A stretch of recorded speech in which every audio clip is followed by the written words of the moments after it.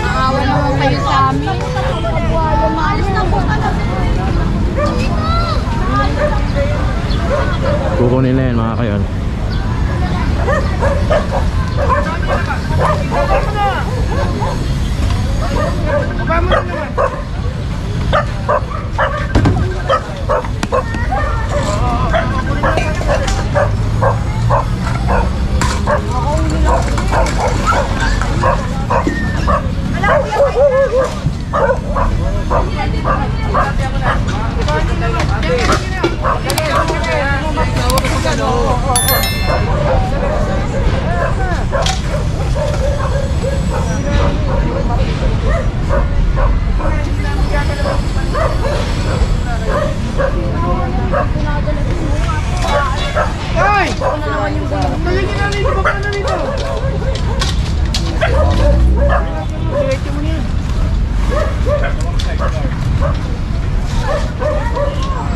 Paano na itong gamit mo? Wala na kami anuin. Huwag naman sir.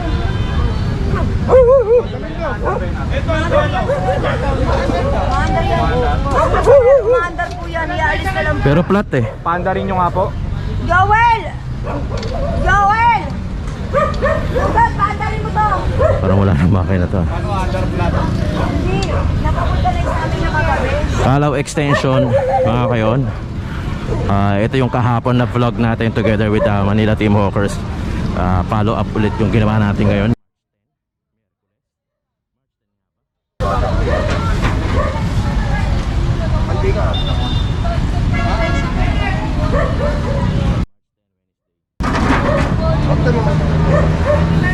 Kukunin na yung kariton na ito. Tunay na balita, walang kinakampayan, sumasalamin sa katotohanan lamang. Pasensya na, nahuli ang ating intro.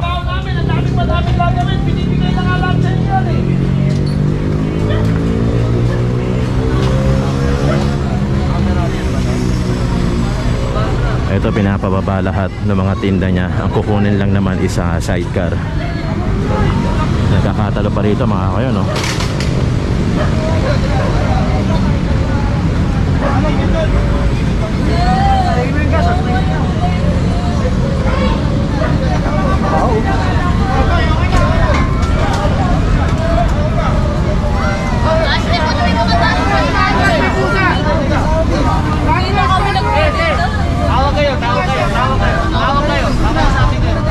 Ito, umiiyak si ate.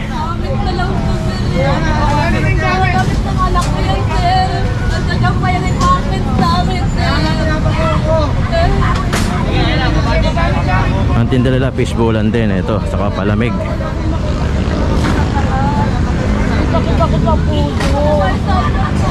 Ito, pinapababa yung gamit niya.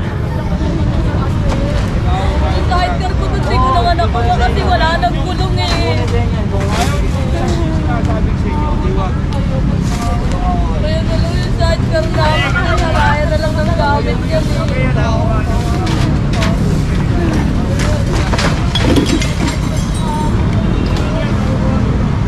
Tatapon-tapon na itong mga gamit ni Kuya, kakamadali. Rod, ito ang tumulong Rod.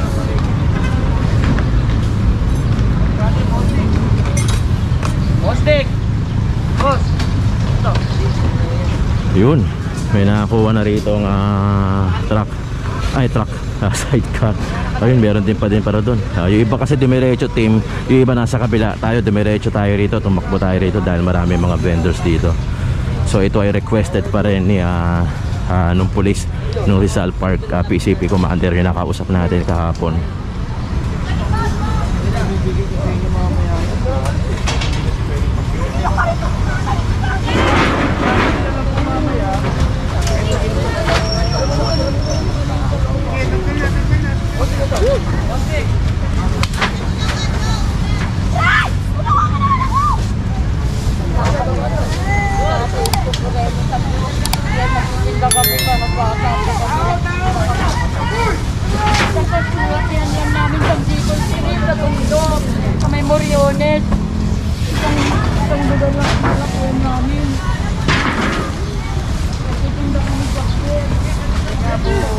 Again mga kayon, hindi kinukuha yung mga paninda.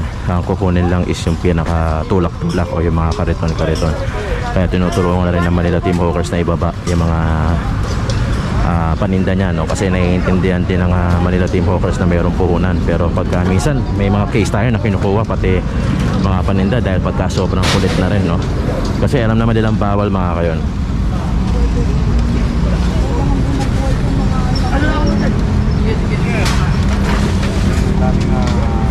Sino namin kukuha ka?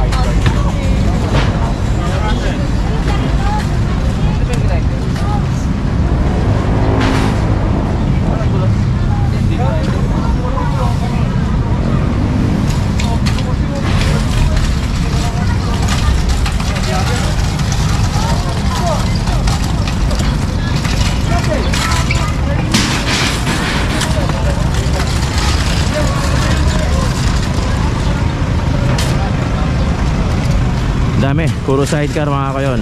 Gaya ng ginawa kahapon sa mga sidecar na nakuha dito, hinati, ginrinder kahapon. Baka malamang sa malamang ganun din ang gagawin dito.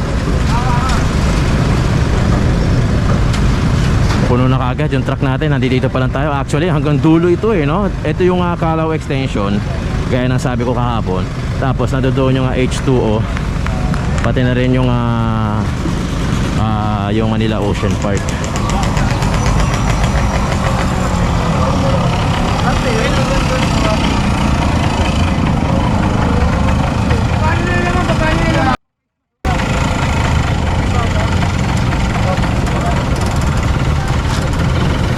Hindi ibibigay yung tricycle, so pinapababa yung mga damit na nasa loob, tapos hahakotin na rin.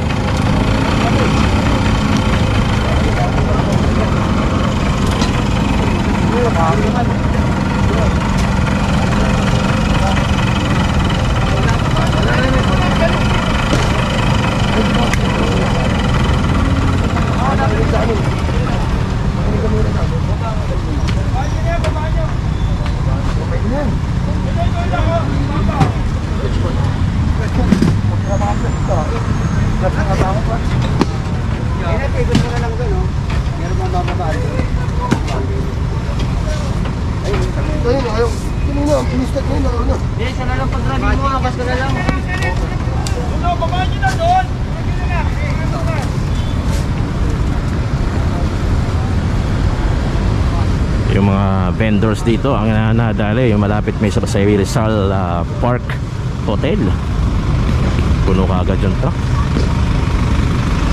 Nag-request na ang Manila Team Hawkers ng truck, according na kay Boss Irish, pero next year pa makakarating. Syempre hindi naman basta-basta ang pagre-request din ng truck.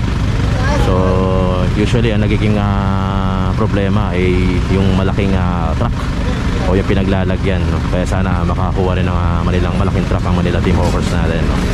Gaya nito, dito pa lang tayo pero puno na.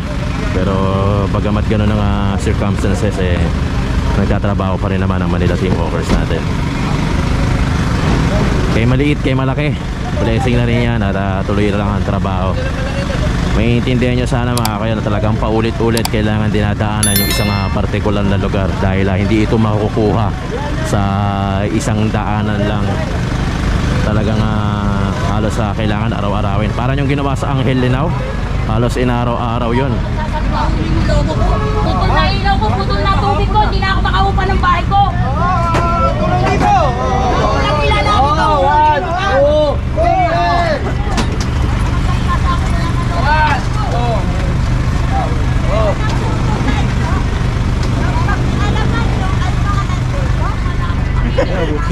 Kaya nyo ba ang halagang babayaran ninyo? Kaya nyo bang bayaran ang kabuhayan ng mga pinirwisyo nyo? Sino nag-uuto sa inyo? Hindi nyo ba alam na masikap? Okay. Open the human rights to collect all budget 99.79. That's all the amount that you want to pay, di ba? 9979.1.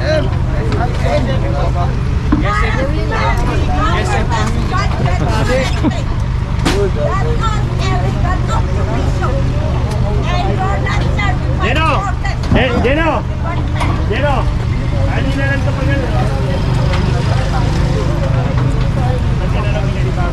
Boss, pakiayos,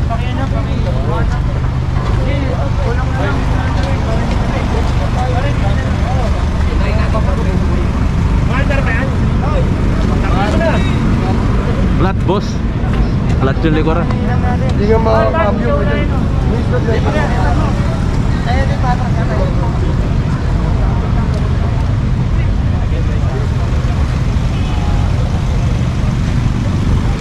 Again, maraming mga vendors dito, no. According na rin kay Sir Apohon. Ay, hindi. Iba pala. Yung ibang kausap natin kahapon na PCP Commander sa Rizal Park. Siya din na nag-request na ito, no. Kahapon pa. So pinuntahan naman nila Team Hawkers, tapos pinalo up ngayon. Still ang dami pa rin mga vendors na nagtitinda dito.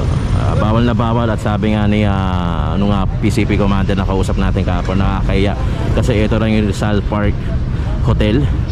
So nakakahiya dun sa mga lehitimo nagbabayad ng mga taxes o ng mga permit, while itong mga vendors dito, yung mga nasa gilid-gilid, yung mga nagtitinda ng mga street foods, wala namang binabayaran. So yun, ito naman ay ang pinakatrabaho naman talaga ng ating Manila Team Hawkers ay permit, no? Bureau of Permits talaga sila. So kahit tignan nyo sa Facebook yung Bureau of Permits, sila talaga, yun talaga ang pinakatrabaho nila para magbigay permit doon sa mga nagbe-vending o yung mga nagbebendo. Jeff, pinisa mo, Jeff! Nagkakaroon lang ng clearing operation ng Manila Team Hawkers pagka ni-request o may mga assignment o mga dapat respondehan na clearing operation dahil doon sa mga illegal vendors. So yun ang pinaka clearing operation ng Manila Team Hawkers natin. Okay, shoutout sa mga boss natin, Sir Dick, Sir Joey, Boss Joey, Sir Irish, Sir Sam, Sir Danny Wan, mga posing ng Manila Team Hawkers, pati na rin yung mga buong kawani ng Manila Team Hawkers. Ang init mga kayo, na oras natin nasa alas 9 pala ng umaga. Sobrang init. Tinatali lang to. Mukhang dediretso tayo ulit sa Kalaw sa kabilang side. Danilo, sino kasama niya? Yung mga vendors doon sa Kalaw, maramihan sa kanila. Lumipat lang, lumipat lang din. Lumipat sila rito. Lilipat-lipat lang naman yan. Wala na sila sa Kalaw. Malinis ang Kalaw Oo no? nga eh. Nagkakaroon ng maraming tao sa Kalaw dahil yung recruitment ng mga gustong magsiman. Oo, yes. Yung kaya maraming tao doon. Kaya mas maganda magtinda doon kasi maraming tao talaga doon. Oo. Pero luminis na, dito naman lumipat. Okay. Pulis na kasi doon.